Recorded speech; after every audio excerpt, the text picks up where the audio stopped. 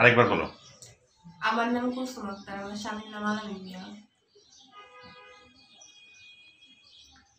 আপনি ওই যে আশুলিয়া থানায় একটা মামলা করেছিলেন, ওই বিষয়ে একটু বলেন। আসলে থানায় যে মামলাটা করছিলাম, আসলে ওইটা আমাকে চাকরির কথা বলে চাকরির প্রলোভন দেখায় ভয় ভীতি দেখা করানো হয়েছিল। রুহুল এবং শফিক আমাকে দিয়ে আমাকে চাকরির কথা বলে আমাকে নিয়ে কোর্টে মামলাটা করায়। আচ্ছা, আপনি কি জানতেন যে কাদের বিরুদ্ধে মামলা হচ্ছে? না, আমি কিছুই জানতাম না কাদের বিরুদ্ধে মামলা হচ্ছে, কি মামলা হচ্ছে, কিছুই জানতাম না এইসব বিষয়ে। মামলা করার পরে আপনি কোথায় ছিলেন, কি হয়েছিলেন? মামলা করার পরে আমি কিছুদিন সিলেটে ছিলাম, সিলেটে নিয়ে আমাকে রাখা হয়েছিল। পরে আমাকে কক্সবাজার একটা বাসায় রাখা হইতো, কক্সবাজারে রাখা হইতো। কারা রাখছিল? রুহুল এবং শফিক। কি মামলা করেছিলেন আপনি? প্রথমে তো আমি জানতাম না এটা কি মামলা, পরে জানতে পারছি এটা হচ্ছে একটা গণহত্যা মামলা।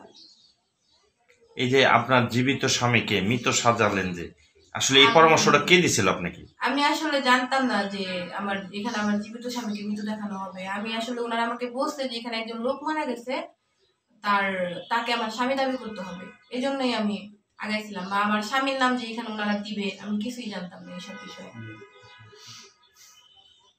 কক্সবাজারে আপনার সাথে যেসব ঘটনাগুলো আমরা শুনতে পাচ্ছি, সেই বিষয়ে আপনি কিছু বলেন। কক্সবাজারে ওনারা যখন আলামিন বের হয়, আলামিন আসে, তখন ওনারা এই মামলাটা ধামাচাপা দেওয়ার জন্য, আলামিন তো বের হয়ে গেছে, এখন ওনারা ভয় পাইছে। ভয় পাওয়ার পরে এটা ধামাচাপা দেওয়ার জন্য আমাকে বলা হয়েছিল যে ওনারা 4-5 জন দিয়ে আমাকে ধর্ষণ করানোর পরে আমাকে সেন্ট মার্টিন দ্বীপে ফালায় রাখবে, পরে বলবে যে এই মামলার যারা আসামি ওনারাই আমাকে ধর্ষণ করছে, ওনাদের নাম বলতে বলছিল।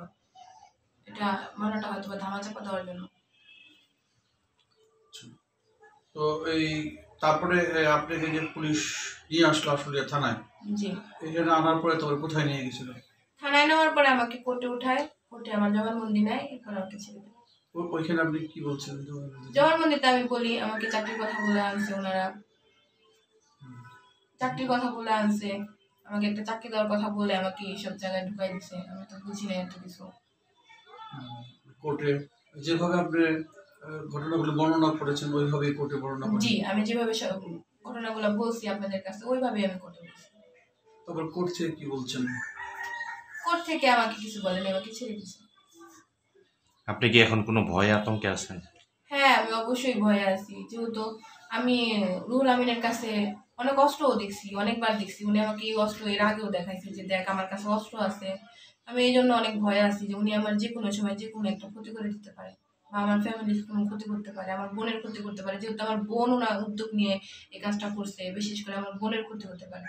কি অস্ত্র দেখছেন রুহুল আমিনের কাছে? ওনার কাছে আমি পিস্তল দেখছি, যেটা ওটা মনে হচ্ছে শর্ট গান। আমি তো গান টান চিনি না, ছোট।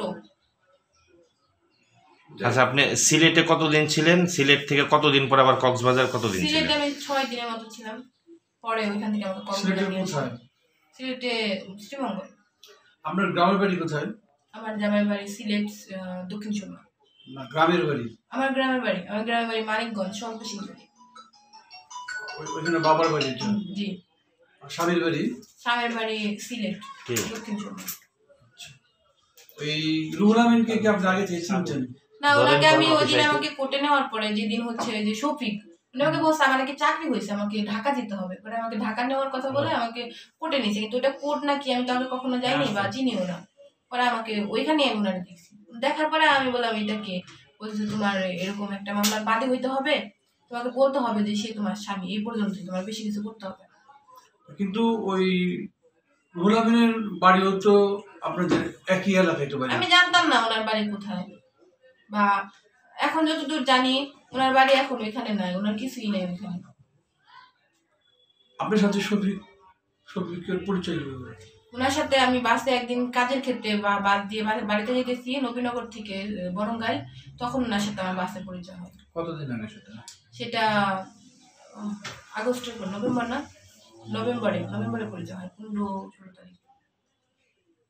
এই মামলাটা করার প্রথম প্রস্তাবটা কে দিছে আপনাকে? আমাকে তো কোনো প্রস্তাবই দেয় না, ওনারা আগে মামলা করে আমাকে মানে বলছে যে না করলে নাকি আমার জেল হবে, ফাঁসি হবে, ওনারা যাদের নামে মামলা দিছে তারা আমাকে মেরে ফেলবে, বা আমাকে যে নিয়ে নিয়ে রাখতো, যে অনেকে বলতে পারে যে তুমি তো আর ছোট না, তোমাকে জোর করে রাখবে কিভাবে, আমাকে যে নিয়ে নিয়ে রাখতো, আমাকে বলতো যে আমি যাদের নামে মামলা করছি ওনারা নাকি অনেক বড় বড় সন্ত্রাসী, ওনারা অনেক বড় বড় যে মারা গেছে তারে ওনারা খুন করছে, আমাকেও খুন করতে পারে। এই জন্য আমি ভয়ে ওনাদের সাথে যা লুকায় থাকতাম। এই মামলা করার পরে আপনি কোথায় কোথায় লুকিয়েছিলেন? শ্রীমঙ্গল আর কক্সবাজার, এই 2 জায়গায়। পুলিশ কোথা থেকে আপনাকে উদ্ধার করলো? কক্সবাজার থেকে আমাকে উদ্ধার করে। আচ্ছা, রুহুল বা শফিউদ্দিন, এরা কি আপনার প্রতি কোনো দৈহিক বা অন্য কোনো নির্যাতন করেছে? না, এমনি তো দৈহিক নির্যাতন করে, কিন্তু সবসময় ভয় দেখাইতো। আর শুধু শফিক তেমন কিছু হতো না, রুহুল আমাকে সবসময় বন্দুক দেখাইতো, বলতো যে এটা দিয়ে উনি অনেক মানুষ খুন করছে। উনি আমাকে এমন কথা বলছে, উনি নাকি ঘিওর থানায় ঢুইকা 4টা পুলিশকে খুন করছে। এটা কে বলছে? রুহুল বলছে, রুহুল আমি। এই যে আপনি যেটা বলতেছেন অস্ত্র আপনাকে দেখে, এই অস্ত্রটা কতদিন দেখাইছে, কয়দিন দেখাইছে আপনাকে? 3-4 দিন দেখাইছে, ওনার সাথে থাকে বেশিরভাগ অস্ত্র। জি। এটা কোন জায়গায় দেখাইছে, সাভারে না কক্সবাজার? কক্সবাজারে। সাভারে দেখেন না, ওনার সাথে এটা থাকে বেশিরভাগ। মামলায় যে লিখছে যে আপনি রুহুল আমিনের বাসার ভাড়াটিয়া। কখনো আমি আসলে ওই দিন প্রথম গেছি, যেদিন আমাকে পুলিশ নিয়ে গেল ওই দিন আমি আসলে প্রথম গেছি। আসলে কখনো আমার যাওয়া হয়নি, বা জাম করা টাম করা এগুলোতে আমার কখনো যাওয়া হয়নি।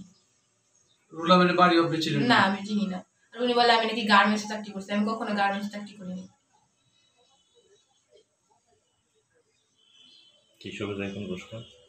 টাকার যে একটা অফার দিছিল 5,000 টাকা।